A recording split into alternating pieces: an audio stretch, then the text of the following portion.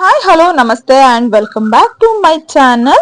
ನಾನಿವತ್ತು ನಿಮಗೆ ಈ ಒಂದು ಸೋಲಾರ್ ಕ್ಲೀನಿಂಗ್ ವಿಡಿಯೋನ ತೋರಿಸ್ಕೊಡ್ತಾ ಇದ್ದೀನಿ. ಸೊ ಇದು ವೆರಿ ಇಂಪಾರ್ಟೆಂಟ್ ವಿಡಿಯೋ ಆಗಿರುತ್ತೆ.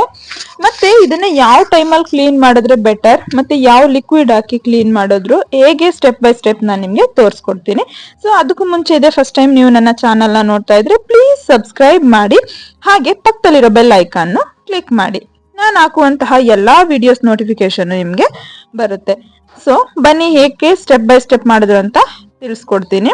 ಸೊ ಮೊದಲಿಗೆ ಈ ರಬ್ಬರ್ನೆಲ್ಲ ಸ್ವಲ್ಪ ಲೂಸ್ ಮಾಡಿ ನೆಕ್ಸ್ಟ್ ಟ್ಯೂಬ್ ನ ಒಂದೊಂದಾಗಿ ರಿಮೂವ್ ಮಾಡ್ಕೊಂಡ್ರು. ಇದೆಲ್ಲ ಫುಲ್ ಗ್ಲಾಸ್ ಆಗಿರೋದ್ರಿಂದ ತುಂಬಾನೇ ಕೇರ್ಫುಲ್ ಆಗಿ ಇದನ್ನ ರಿಮೂವ್ ಮಾಡ್ಬೇಕಾಗುತ್ತೆ. ಮತ್ತೆ ಬಿಸಿಲು ಟೈಮಲ್ಲಿ ಇದನ್ನ ಸೋಲಾರ್ನ ಸರ್ವಿಸ್ ಮಾಡಿಸ್ಬೇಡಿ. ಏನಕ್ಕೆ ಅಂತ ಹೇಳಿದ್ರೆ ಬಿಸಿಲು ಟೈಮಲ್ಲಿ ಈ ಟ್ಯೂಬ್ಗೆ ಸ್ವಲ್ಪ ನೀರ್ ತಾಗಿದ್ರು ಸರಿ, ಏನಾದ್ರೂ ರಿಮೂವ್ ಮಾಡ್ಬೇಕಾದ್ರೆ ಸ್ವಲ್ಪ ಯಾವ್ದಕ್ಕಾದ್ರೂ ಟಚ್ ಆದ್ರೂ ಈ ಟ್ಯೂಬ್ ಎಲ್ಲ ಹೊಡೆದೋಗುತ್ತೆ. ಸೊ ಹಾಗಾಗಿ ಮಳೆ ಟೈಮಲ್ಲಿ ಸರ್ವಿಸ್ ಮಾಡಿಸೋದು ನನ್ನ ಪ್ರಕಾರ ತುಂಬಾನೇ ಉತ್ತಮ.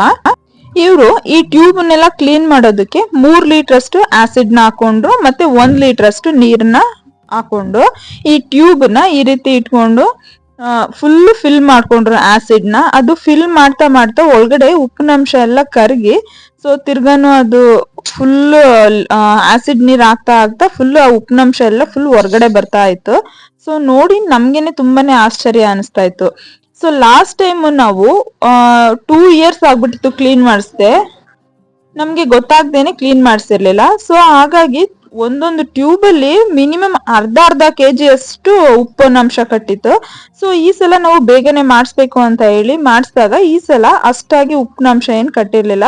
ಸೊ ಹಾಗಾಗಿ ವರ್ಷಕ್ಕೊಂದ್ಸಲ ಸರ್ವಿಸ್ ಮಾಡಿಸೋದು ಸೋಲಾರ್ಗೆ ತುಂಬಾನೇ ಬೆಟರ್, ಮತ್ತೆ ತುಂಬಾ ದಿನ ನಮ್ಗೆ ಲೈಫು ಕೂಡ ಬರುತ್ತೆ.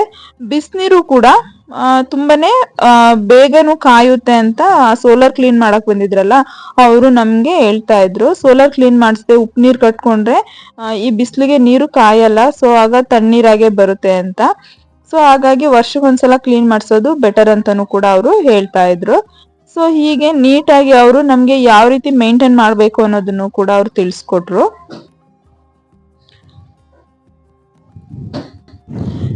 ನಾವು ಸಿಂಟೆಕ್ಸ್ ನು ಕೂಡ ಆಗಾಗ ಕ್ಲೀನ್ ಮಾಡ್ಕೊಳ್ಳೋದ್ರಿಂದ ಅದ್ರಲ್ಲಿ ಬರುವಂತಹ ಉಪ್ಪಿನಂಶ ಕೂಡ ಈ ಒಂದು ಸೋಲಾರ್ಗುನು ಸಪ್ಲೈ ಆಗೋದ್ರಿಂದ ಸಿಂಟೆಕ್ಸ್ ನ ಆಗಾಗ ಕ್ಲೀನ್ ಮಾಡ್ಕೊಳ್ಳೋದು ಕೂಡ ಬೆಟರ್.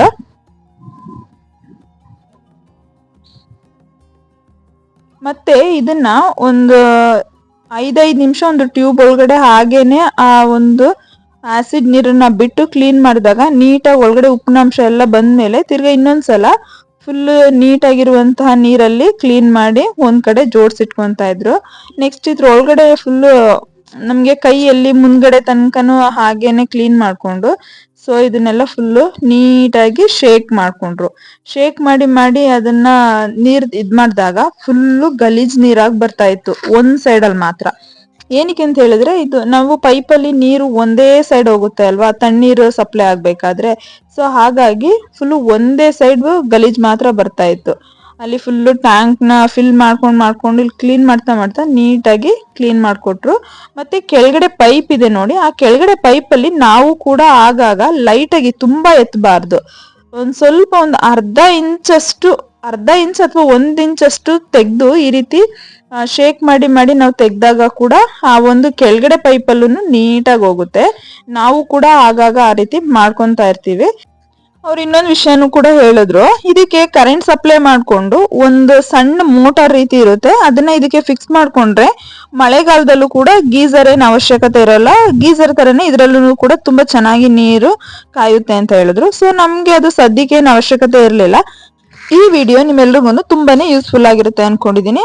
ಹಾಗೆ ನಿಮ್ಗೆಲ್ರಿಗೂ ಇಷ್ಟ ಆಗಿದ್ರೆ ಈ ವಿಡಿಯೋನ ಲೈಕ್, ಶೇರ್, ಕಮೆಂಟ್ ಮಾಡಿ, ಮರಿದೇನೆ ಸಬ್ಸ್ಕ್ರೈಬ್ ಮಾಡಿ. Thanks for watching. Keep on watching. Bye bye.